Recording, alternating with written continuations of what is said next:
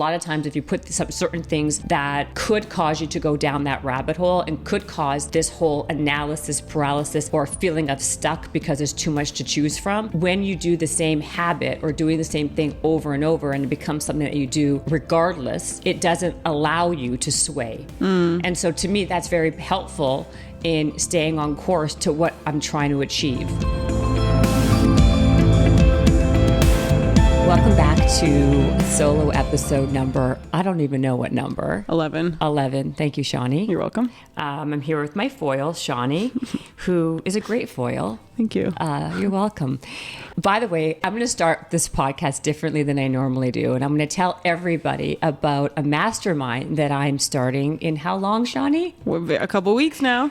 In about 3 weeks or so. Yes. And you can go to my website at jennifercohen.com to get more details. And I know I'm very remiss in talking about all the things that I do or I am doing. So when Shawnee's in front of me, it reminds me to maybe tell people once in a while so they know what the hell's going on. Am I like a walking reminder of the Facebook group?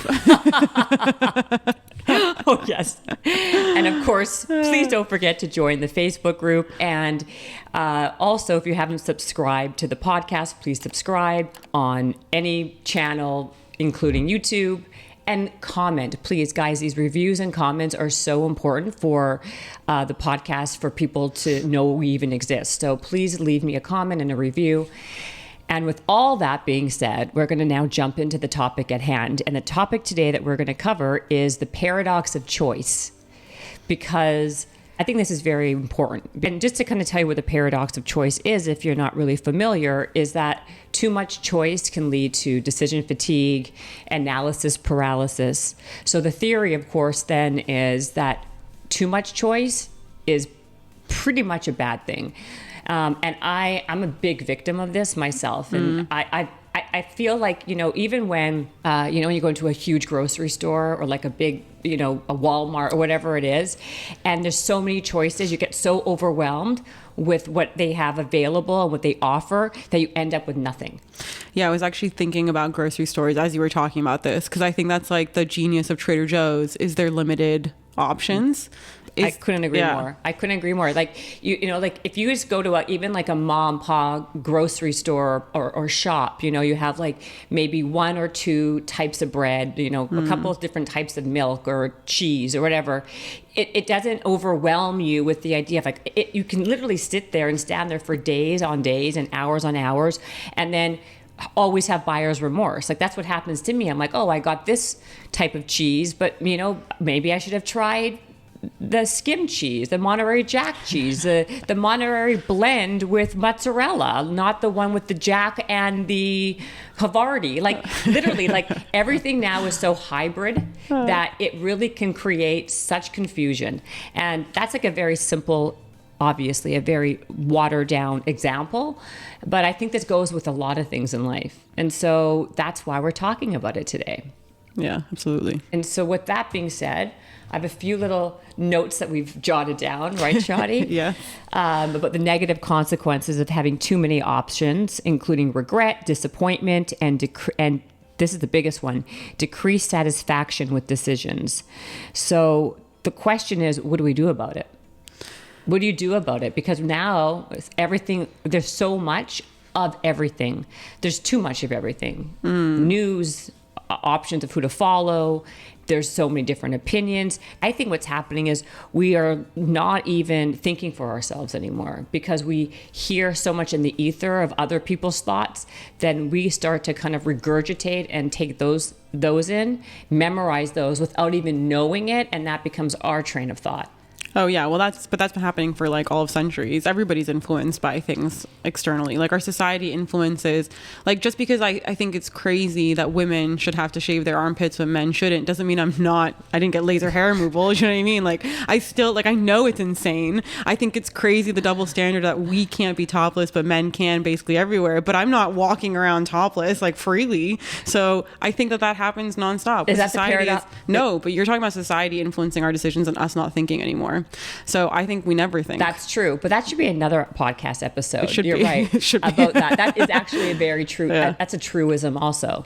I think that's true. Okay, paradox of choice though, you have to force yourself to not have to make, like you can't drive yourself crazy. It's like you always talk about, you have to just force yourself to make decisions instead of spending like 3,000 hours trying to decide something. I think this goes back to even a basic point, which is know thyself, right? You can be very easily swayed, but you should know what you like what your taste buds are, what you like, what you don't like, and limit your choices. And this is why what I do, I put a lot of things on autopilot. And that's why I wanted to bring this up, because a lot of times if you put certain things that could cause you to go down that rabbit hole and could cause this whole analysis paralysis or feeling of stuck because there's too much to choose from, when you do the same habit or doing the same thing over and over, and it becomes something that you do regardless, it doesn't allow you to sway. And so to me, that's very helpful in staying on course to what I'm trying to achieve, right? So if I'm trying to,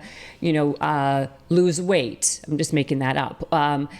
I'll only stick to certain foods that I will allow myself to eat, and not let what's not available to me to deter how I'm going to get off track. So to me, I think that is why I think habits are really important, structure and routine are really important, and that's why I even eat the same breakfast every day.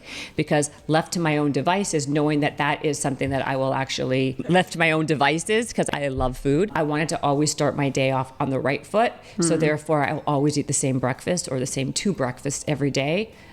So I don't let myself go off track. But the bigger thing is sometimes what happens, even with dating or guys, my mother would always say to me when I was younger that too many options lead you down a bad path because you end up with nobody, right? Because if you're always looking for the grass is always greener. Meet a dating app. Has she seen one of these days? This is before dating apps. This is before dating apps. But no, but it's true. It's because you can always think the grass is always greener until you see its water bill. That's the big saying, right? But I guess I really wanted to kind of throw this out there.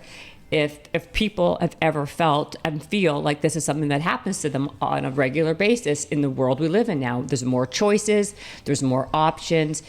Dating apps, it doesn't matter who your date was with yesterday. You could have had a great date and it doesn't matter. It's okay, well, who can I go out with today? And then you end up in no relationship. That's why, by the way, I think this is the problem. The paradox of choice is why people are not dating anymore. They don't have relationships like they used to. People are not having sex anymore. I know that's a big one too, because people get so overstimulated with what's available that they end up literally doing nothing with nobody. Yeah, it's crazy how that's happened. I have a really good actionable item, by the way, for clothing paradox of choice. So, okay, a couple. One is if you ever find a silhouette that you like, buy it in many colors. I do that all the time, and I think it's a really important thing. Some people think, oh, well, I already have that style, I shouldn't. If you find a silhouette you like, please go buy it in a ton of different colors. You'll thank me later. And then the other is there's a really cool new thing that's been going around on social where you can copy and paste your photos now if you have an iPhone. I don't know if you've seen this feature. No. But you can literally hold down a picture of you and it will copy just you, like a little icon, and you can paste it into your Notes app. And there are people who are saving all of their good outfit combinations into a Notes app. So if they're ever like, oh, what should I wear? I have nothing to wear. They can go to their Notes app. They can look at their little outfit notebook and see all the different combos and outfit combinations that they've picked over the years and pick one. So I think that kind of stuff is another way to sort of autopilot some of these really annoying choices that we have to deal with. Or just simplifying your choices. That's right. Really, it's about how to, I guess the action item on this one is, if this is something that happens to you, then how do you simplify your choices to make this something that doesn't take over your life and where you feel like you're kind of end up with nothing or decision fatigue or buyer's remorse and all these things. I love that example. It's a good one for clothing. So that's why I always wear, by the way, a black tank top and jeans as my fancy outfit, because honestly, I don't know what to wear. I know it's so much easier. I have so many turtlenecks, black turtleneck. It's just the easiest outfit. I just bought like another 5 black turtleneecks. Well, it's by the way, people make fun of me that I'm like Raggedy Ann because I'm like a doll that literally just wears the same outfit over. Like, exactly what I'm going to be wearing all the time. Raggedy Ann was a bad example, but I'm just saying, like, it's literally like, I do what you just said too, which is if I like something, I buy it in 20 colors and I just wear the same thing over and over and over again. But then like there's this whole debate, which I didn't want to even open up Pandora's box. Oh, please open. Is that the fact is, like, when you have, like, my message is like about take advantage of what's available to you, what's out there, what's all the options, right? And therefore, when you do that, you live a life that's way more authentic to you. Now, I want to make sure this is a point that we like really distinguish between. That is different from decision fatigue and the analysis paralysis of what happens when you have too many things to choose from. There's a difference. I think a lot of what we're talking about could really kind of stunt people's ability to grow. So you have to be able to have self-awareness and reflect and see, how is that stunting your life, or how are you actually using it to benefit your life? How can it stunt your life? Explain that.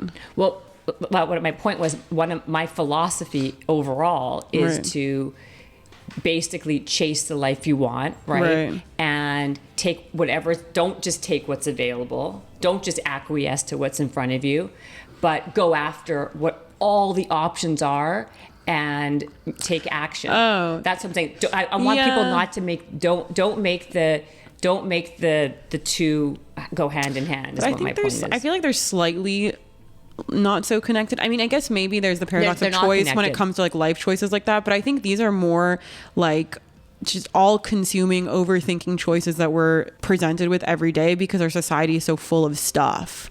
You walk into a grocery store, you're shopping online, you're this, that, and the other. It's like for clothes also, something I do, I know my color palette. You can actually get colored, you can get like tested. It's like a whole thing, and you can figure out what your color palette is. I'm glad that you mentioned that. And then it makes shopping so much easier. So no. This is exactly the example. I'm happy you brought something up.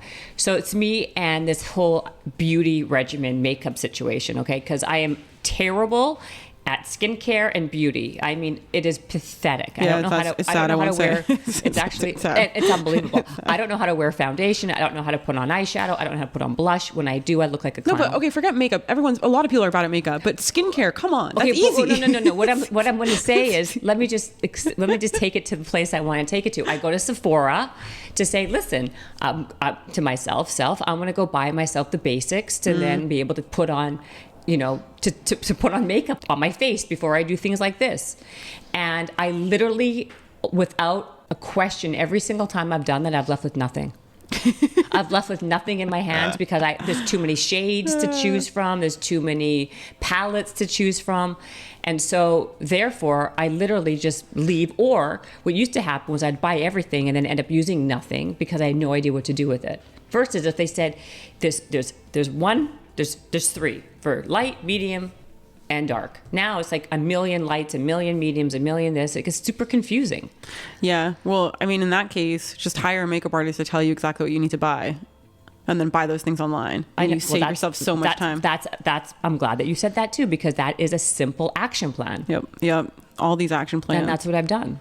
So I've simplified my clothing, my beauty, and my food, my breakfast food. Yeah, I mean, these things can be, like, they sound small, but they can literally take over and consume some people's lives every single day with these choices. So honestly, I think streamlining them opens you up to be able to do the other thing that you're talking about, which is going and getting the life that you want and not acquiescing to things, because you're not worried about like, oh, what do I wear? What do I do this? You have actionable items to be able to help you make those decisions super fast and save a bunch of time. And at the end of the day, time is the only commodity that you literally can't buy more of. It's the most important thing in this world.